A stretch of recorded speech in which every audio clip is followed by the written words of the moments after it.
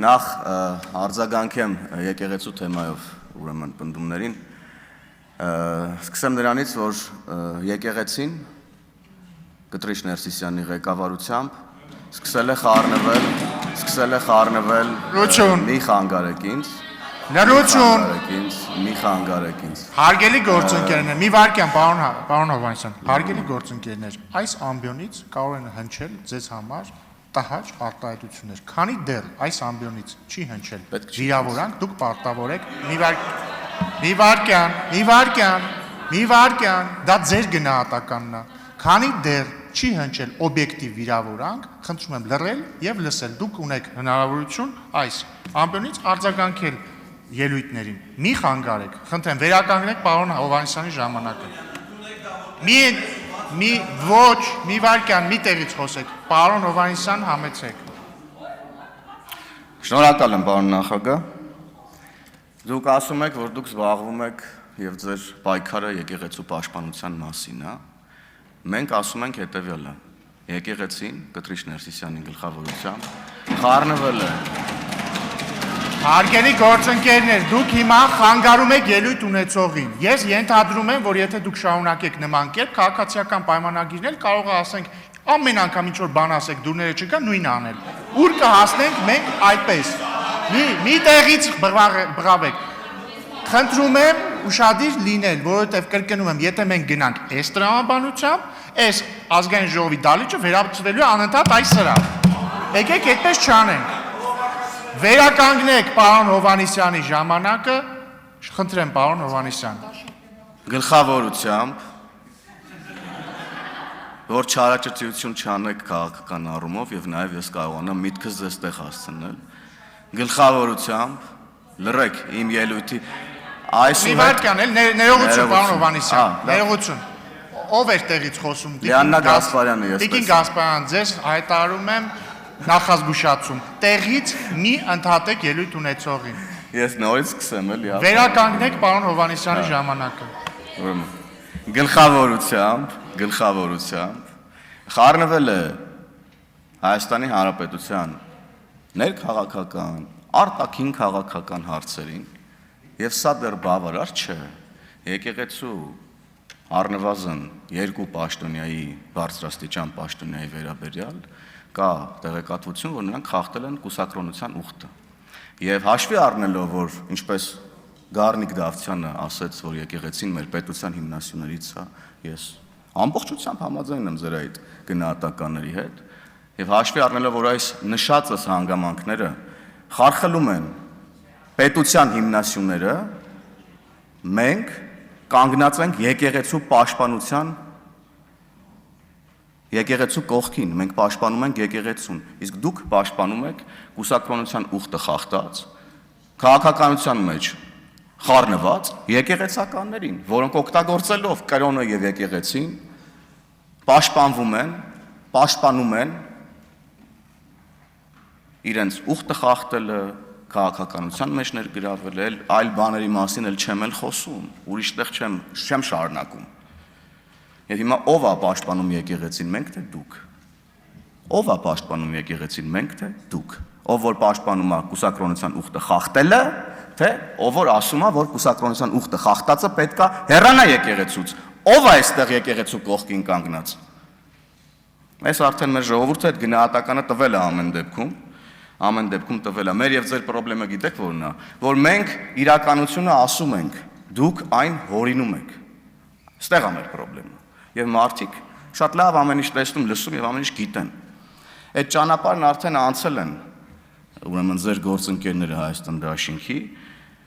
հիմա դուք էլ նույն ճանապարհով եք գալիս, ենթադրում եմ նույն ավարտով, ըստ էության։ Եվ երեկվանից մենք այստեղ քննարկում ենք ընդդիմության տեխնացուի հարցը, Արամ Վարդևանյանի հարցը, որպես ազգային ժողովի նախագահի տեղակալ, եւ իմոտ ընկալում է պարոն Վարդևանյան, որ ցույց տվում է մենք այստեղ խաղ ենք խաղում։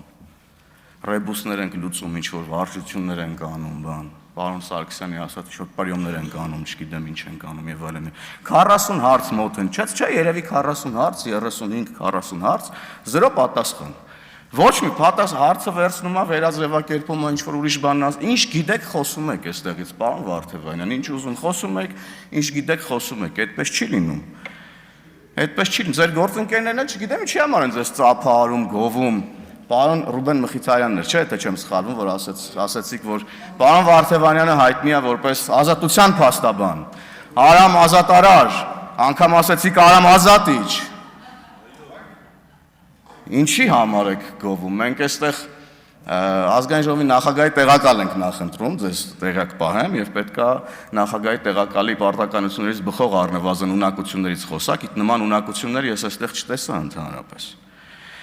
Պարոն Վարդևանյան, ես ձեզ հարցնում եմ, քանի քառակուսի կիլոմետր Հայաստանի Հանրապետության տարածքը, դուք ինչ-որ բաներ եք խոսում, բա 29800-ից ոնց դառավ 29743, երբեք էլ 29800-29743-ի դիսկուրս չի եղել։ Սա այդ խոսույթը եղել է հենց այս ամբիոնից 2022 թվականի մարտին, Քրիստինե Վարդանյանը հարց է տալիս պարոն վարչապետին, վարչապետը այստեղից մեկնաբանում է, որ խոսքը գնում է, ուրեմն քարտեզների մասին հարցն է հնչում եւ խոսքը գնում է հանրագիտարանում եղած 29800 թվի մասին, որը տիտղոսային սկզբնական մասում է գրված եւ բացվածքում գրված է 29743, որը Հայաստանի Հանրապետության միջազգայինորեն ճանաչված սահմաններ են եւ դուք սա շատ լավ գիտեք եւ ինչ որ մանևրում եք, ինչ որ հարցին հարցով եք պատասխանում, ձեզ ուղիղ հարց ենք տալիս։ Պարոն Վարդևանյան, ես խոսում եմ, դուք իմ հետ զուգահեռ ձեր խմբակցության ղեկավարի հետ քննարկումների մեջ եք, ես ձեզ եմ դիմում։ Եվ դուք էլ հենց մի հատ էլ խոսում եք, գնալու եմ խորհրդարանական դիվանագիտությամբ զբաղվեմ, բան, այդ հարթակում, որ հանկարծ հարց առաջանա, որ դուք պետք է մատնանշեք Հայաստանի Հանրապետության սուվերեն տարածքի չափերը, ինչ եք ասելու։ Կամ պարոն Իշխան Սաղաթելյանն այստեղ ասում է, չեմ ասում թիվը, որովհետև նկատի ունի կան օկուպացված դեռևս տարածքներ, այսինքն դուք չեք ընդունում Հայաստանի Հանրապետության տարածքային ամբողջականությունը, որովհետև կան օկուպացված տարածքներ, ինչ եք ասում, որ այդ տարածքները դուրս են ձեր ընկալմամբ Հայաստանի Հանրապետության սուվերեն տարածքից, ո՞րն է ձեր ասացի միտքը, էլի ես ուզում եմ Հայաստանի Հանրապետության տարածքը 29743 կիլոմետր քառակուսի է, կան տարածքներ օկուպացված, որոնք սահմանազատման եւ սահմանագծման, ուրեմն հանձնաժողովի աշխատանքների արդյունքում ուրեմն պետքա վերականգնվեն եւ ապահովի Հայաստանի Հանրապետության տարածքային ամբողջականությունը։ Եվ սրա մասից ասենք հին թեմաներ են, էլի։ Եվ այդ 29800-ի թեման կարեք շատ լավ, եթե չեք էլ հիշում, մի հատ YouTube-ում նայեք։ Հայաստանում էլ ինտերնետն ազատ է, VPN-ով բան պետք չի, էլի YouTube մտնել, արգելափակված չի YouTube-ը Հայաստանում։ Կարեք հանգիստ մտնեք նայեք։ Արհեստական ինտելեկտից օգտվեք, ձեր ամբողջ քարոզարշավը արհեստական ինտելեկտի վրա է հիմնված, եկել եք այստեղ ասում եք, դե մենք այդքան արհեստական ինտելեկտից չենք օգտվում։ Ձեր առաջնորդի առաջին մի քանի ելույթները ասենց դեմովս անցնում է, որ ասում եք արհեստական ինտելեկտ բառը։ Ձեր ամբողջ գովազդները, որ ադրբեջանցիները ահա ավտոբուսներով, ձիերով գալիս են, մանկապարտեզներն են գրավում եւ դպրոցները, սա արհեստական ինտելեկտ չէ։ Այդ դուք չեք։ Դուք եք, չէ, ուրիշ մարդ չէ։ Ուրիշ մարդ չէ, չէ։ Ասում են քարտեզը սարքել եք քարոզչական նյութ, մարդիկ, ովքեր Հայաստան մեր պետության անունը բերել դրել են իրանց դաշինքի անուն, ասում է քարտեզը դարձրել է քարոզչական նյութ։ Հայաստան դաշինք, ուժեղ Հայաստան դաշինք, Բարգավաճ Հայաստան, ինչ եք ուզում ես Հայաստանից, ես չեմ հասկանում։ Գոնե տարածքային ամբողջականության թիվը ասեք, որ այդ անունը մեր պետության դրել եք ձեր վրա։ Գոնե այդ ասեք։ Ոչ մի հարցի, կրկնեմ, չպատասխանեցիք պարոն Վարդևանյան, ինչ-որ թիմ փոխելու մասին հարցեր եք տալիս, գալիս եք ինչ-որ վերաձևակերպում եք, փորձում եք մեր գործընկերներին ինչ-որ բան անել, ստվեր նետել մեր գործընկերների վրա։ Հանրապետական կուսակցություն, հետո գնացիք Հայաստան դաշինք, հետո եկաք ուժեղ Հայաստան դաշինք, տպավորությունն է, որ այդ ժամանակ մի հատ էլ կուսակցություն լիներ, անունը լիներ ավելի ուժեղ Հայաստան դաշինք, Վարդևանյանը գնալու էր ավելի ուժեղ Հայաստան դաշինք։ Կարող է ձեզ օրինակ ընտրենք տենց մի շաբաթ անցնի, գաք պարզվի դուք գնացել եք Բարգավաճ Հայաստան, տենց համել իրանց մանդատները տենց կպաշտպանեք էլի ազգային ժողովում։ Վախենամ դուք ընտրվեք, հետո էլ դառնաք ուրիշ կուսակցության անդամ, պարզվի ուրիշ ինչ-որ մեկինա ձեր օգնությունը պետք, որտեղ ոնց հասկանում եմ դուք հայտնվում եք քաղաքական ուժերում այն տրամաբանությամբ, որ ձեր ուրեմն փաստաբանական ծառայությունն են պետք այդ քաղաքական ուժերին։ Ու այդ թիմերից է դուրս գալուց ասում է դե ես ձախողեցի, դրա համար դուրս եկա, բայց ահա դուրս գալուց 22 թվականին, ասում է պատճառն անձնական էր, հիմա պատճառն անձնականա, թե 4 տարի հետո, ո՞րն է ճշմարտությունը, 22 թվականին ձեր ասածը, թե դրանից 4 տարի հետո ձեր ասածը, այսինքն խեք ձեր աջակիցներին ուրեմն խի ձեր աջակիցներին 22 թվականին չեք ասել, մենք ձախողվել ենք եւ ես դնում եմ մանդատս, ոչ թե իմ պատճառն անձնական է, ինչ-որ հուզական տեքստեր եւ այլն եւ այդպես շարունակ։ Հիմա այդ ժամանակ եք ճիշտն ասում, թե հիմա եք ճիշտն ասում եւ այլ ինչ ճշմարտություններ կան, որ դուք կգաք այստեղից կբարձրաձայնեք, արդյոք թե չեք բարձրաձայնի։ Չգիտեմ, որ գործընկերն ասաց, եթե Փաշինյանը չլիներ, դուք քանի տոկոս ձայն կհավաքեիք։ Ու սա ասում է մի ուժի ներկայացուցիչ, անկախ նրանից Հայաստան դաշինքից էր ասել, թե ուժեղ Հայաստանից, մեծ հաշվով այդ իմաստով կապ չունի, ում մոտից որ հանես փողը, քյաբաբը, կովերը, ածան հավերը, շալվարները, կոլաները, բեռաշկիները, կավարտվի ամեն ինչ։ Պատմությունը կավարտվի։ Կմնա 0։ Ուղիղ կհավասարվի ձեր տոկոսները Արամ Վարդևանյանի տրված պատասխանների թվին 0։ Հա, մենակ Պերաշկին դուրները չեկավ։ Պերաշկին լավ, կարամ համարենք Պերաշկին չեմ ասել, ինչպես որ կարող ենք համարել, որ չեմ ասել Կտրիչ Ներսիսյան, օրինակ։ Եվ ամփոփելով։ Նախ ես ուզում եմ ձեզ հորդորել Էդգար Ղազարյան։ Այսուհետ իմ անվան հետ կապված որևէ զրպարտչական տառ կամ բառ չարտահայտեք այստեղ։ Իհարկե ես իրավական գործընթացների կողմնակից եմ,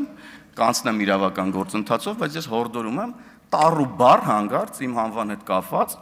զրպարտչական, վիրավորական կամ լավ կանեք ընդհանրապես իմ անվան հետ կապված տառ ու բառ չխոսեք։ Այս մասով եւ սակրավորների թեմային էլի եմ ես անդրադառնալու, որովհետեւ ուժեղ Հայաստանի ներկայացուցիչներ։ Նայեք տրամաբանությունը որն է։ Դուք մի թիմ եք։ Ձեր թիմի անդամը ցանկանում է հայ զինվորի մահը։ Ձեր թիմի անդամները ըստ էության չեն դատապարտում, ել չեմ խոսում, որ դուք ձեր թիմ եք վերցրել իրան դա ասելուց հետո, դա հաշվի չի, դա ձեր համար ընդհանրապես ֆիլտրերի մեջ չի եղել, էլի, որ ինքդ այնպես բան ասել։ Դուք դրա վրա աչք եք փակել, վերցրել եք ձեր թիմ, օքեյ, լավ, անցանք առաջ։ Հիմա եկել եք այստեղ, մանդատ է ստացել այդ մարդը, ձեր թիկունքում նստած է։ Ոչ ներողություն ա խնդրում, ոչ դատապարտում ա ձեր խմբակցության ղեկավարը թիմի անունից, եւ քանի դեռ սա տեղի չի ունեցել, ես չգիտեմ սա ինչպես կընկալվի ձեր կողմից, առնվազն չգիտեմ, ես սենց նայում եմ ձեզ եւ տեսնում եմ 29 Էդգար Ղազարյան։